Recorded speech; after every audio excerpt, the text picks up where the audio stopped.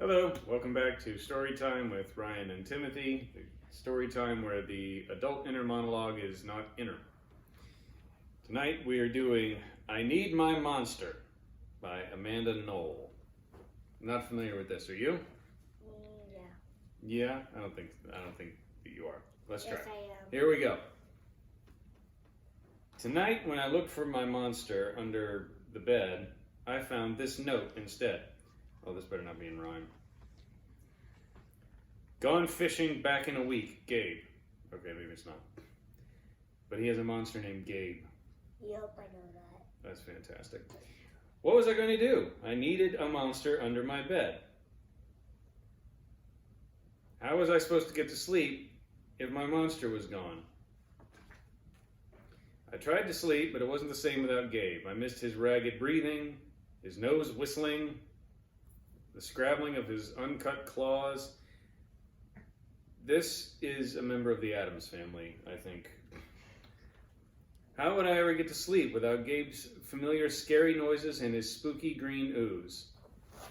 And his mother just cleans this up every day? It was no use. Gabe would be gone for a week, and I just had to have a monster. I climbed quietly out of bed so my parents wouldn't hear me. The same parents who clean up green ooze every morning, I guess. Grown-ups have some strange ideas about monsters under beds. Okay. I knocked on the floorboards, then scrambled back under my covers. I waited nervously. Would a new monster appear? What would he be like? Would his snorting be as cheerful as Gabe's? So apparently, you knock on the floorboards, and this orders up a new monster, the one that you don't get to pick. It's like Amazon for monsters, except you're doing it with your eyes closed. That's fun. When I hear some creaking under my bed, when I heard some creaking under my bed, I knew the substitute monster had arrived. Good evening, said a low, breathy voice. My name is Herbert, and I will be your monster for the evening. Herbert? What kind of name is that for a monster? You don't sound scary at all. Have you ever scared a kid before? Well, no, but I've read all the best books on the topic. Oh, this is a university monster. Do you have long teeth and scary claws, I asked. No, but I have an overbite, and I'm a mouth breather. Listen. Herbert's panting was kind of scary, but it wasn't enough for me. Listen, Herbert, I'm sorry. Oh, wait. Did we miss a page? I think we missed. Nope. Did we miss a page? Listen, Herbert, I'm sorry. I just don't think this is going to work. It's nothing personal, but I really need a monster with claws. Picky, picky, Herbert complained. As you wish, I'll go. Now, yeah, Herbert doesn't have claws, but this monster has a killer vest and a very French-looking mustache. So this kid is saying goodbye to that? I don't know. There was some more creaking. Then Herbert was gone. Some scratching warned me that a second monster had appeared. Good evening, he said in a high, silky voice. My name is Ralph. I understand you need a monster with claws. If you would please lean over, I will hold out an arm for inspection. I crouched on the edge of the bed, hoping to see a horrible, shaggy arm with ragged nails. What is with this kid? And if this family has a family dog, I guarantee you that every now and then he wanders in for breakfast in the morning, half-shaved. I'm just telling you that happens in this kid's house. Instead, I was surprised to see sleekly brushed fur with smooth, shiny claws. Excuse me, I don't mean to be rude, but is that nail polish on your claws? Yes, it is, Ralph replied. I believe professional monsters should always be well groomed. I could tell this was not going to work either, and actually I'm with the kid on this one. I'm sorry to disappoint you, Ralph, but I need a monster with scary claws like Gabe's. I heard some more scratching and I knew Ralph was gone. A minute later, a third voice from under the bed rasped, Check out these claws, kid. I gathered my courage and peered over the edge.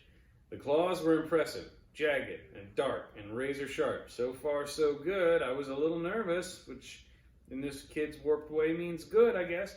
Could you stick out your tail? I whispered. Sure, but don't get scared. I peeked through my fingers at the slimy tail slithering over the foot of my bed, and that's when I noticed the bow. Are you a girl monster? Of course I am, she snapped. I'm Cynthia. Of course she is. Do you have a problem with that? Yeah, I do, I admitted. I definitely need a boy monster. Boy monsters are for boys, girl monsters are for girls. Everybody knows that. Well, aren't you a picky one? She sniffed, completely ignoring the grossly misogynistic overtones of this freaked out Addams Family child. Oh, it doesn't say that. I'm sorry. That was my mistake. Well, aren't you picky? And then she was gone. Yikes. Was I being too picky? No. I knew that my monster needed to be well-clawed and menacing. Well-clawed. Okay. The whole point of having a monster, after all, was to keep me in bed, imagining all the scary stuff that could happen if I got out. How about tomorrow? All right. So it sounds to me like the parents need the monster, not the kid. Then I heard a shuffling noise and some slobbering. A fourth monster was under my bed. Hey, the name's Mac. One look at his claws proved that Mac was a big, scruffy boy monster. I shivered. Maybe this one would work out. Those are excellent claws. Do you have a long tail? No, my tail is stumpy, Mac slurped. But I do have an unusually long tongue. It actually says that. I'm not kidding. Look, unusually long tongue. You're fascinated. Why would I be afraid of a long tongue, I asked. Oh, I don't know. He said, you never know when I might lick you. I fell back on the bed, laughing. You can't see the picture, but Mac vaguely looks like a toilet with half the tank gone and some sort of rug as a tongue sticking out of his mouth. I would laugh too. Well, if you're not even going to try to work with me, Mac whined. I held in my giggles. I really don't think you should send me away, he warned. Kids who reject 5 monsters in one night. I did not reject 5 monsters tonight, I interrupted. My regular monster went fishing. Okay, kids who reject 5 monsters in one night. So there's some sort of monster guild, and this is over the line, and now they won't allow a member to come out anymore because the union rules have been broken or something. My regular monster went fishing. Fishing, huh? Maybe he just left because you're so picky. Fine, I'm out of here, but I wouldn't expect another monster tonight if I were you. How was I going to get to sleep without my monster? That would be so... I can honestly say that is a phrase that has never once entered my head. Ooh! Oh yeah? Had an effect, did it? I was surprised to hear more creaking under the bed. Loud creaking with scratching. I thought no more monsters were going to appear tonight, I said. Sorry, I'm late, kid. It was Gabe. I thought I would enjoy fishing, but I didn't, he explained. Those fish scare too easily. You are in the way. Go on. No challenge to those fish. You, however, are challenging, my friend. You're almost too old to be afraid of monsters. You keep me on my toes. Toes. A delicious snack. See, that's not weird coming from a monster, but this kid liking this monster, that I'm just not there with. Don't eat toes. Yeah, I agree.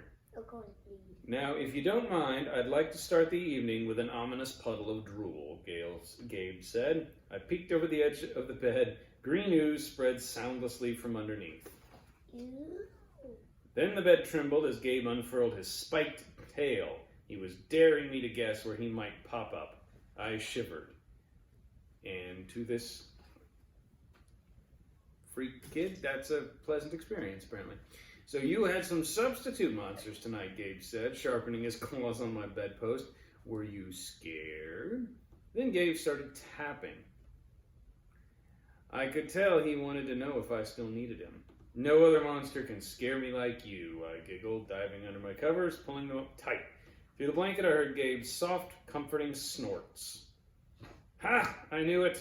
We're made for each other, he growled. Oh, isn't it sweet? When my blanket started to slip off the bed, I knew Gabe was ready to eat. Come on. I knew Gabe was ready to eat. Now, if you could please stick out your foot, he said, I'd like to nibble your pinky toe. Ouch. Yeah. I yanked my blanket up and scrunched my feet in so Gabe couldn't get them. Remember, this kid wanted this guy back. No toast tonight, but you can have this, I offered, pushing a pillow off the bed. I didn't even hear it hit the floor. Gabe was back. The ooze was perfect. Everything was back to normal. I shivered again. I'd be asleep in no time. And Gomez and Morticia had already tucked him in and were no doubt tucking themselves in, or something like that. Well, that was interesting, wasn't it? Enjoy that one? I do not. That is, no. Do it right. Do it right. Do it right. Good night.